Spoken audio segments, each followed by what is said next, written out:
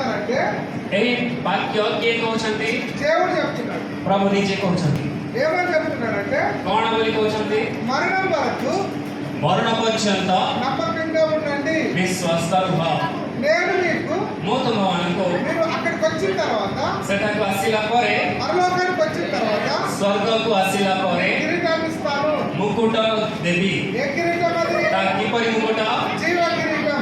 ଜୀବନ ରୂପକ ఆ ମୁକୁଟ। జీవ కిరీటం పొందుకోవాలంటే ସେହି ଜୀବନ ରୂପକ ମୁକୁଟ ପାଇବାକୁ ହେଲେ మనం ఎలా ఉండాలంటే ଆମେ କିପରି ବଞ୍ଚିବା? నమ్మకంగా ఉండాలి. ବିଶ୍ୱାସ ଭାବରେ। ఎప్పటి వరకు? କେତେବେଳେ ପର୍ଯ୍ୟନ୍ତ?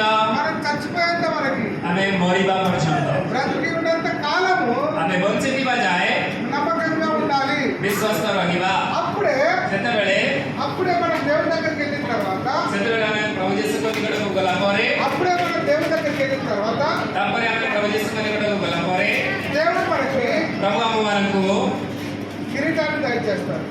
ମୁକୁଟ ଦେବେ। ఎలాంటి కిరీటం అంటే ତା କିପରି ମୁକୁଟ? ఆ కిరీటానికి మూలం ఎక్కడ ఉండదు. ଆଉ ସେଇ ମୁକୁଟ ଏ ପୃଥିବୀରେ କୌଣସି ଜାଗାରେ ନଥିବ।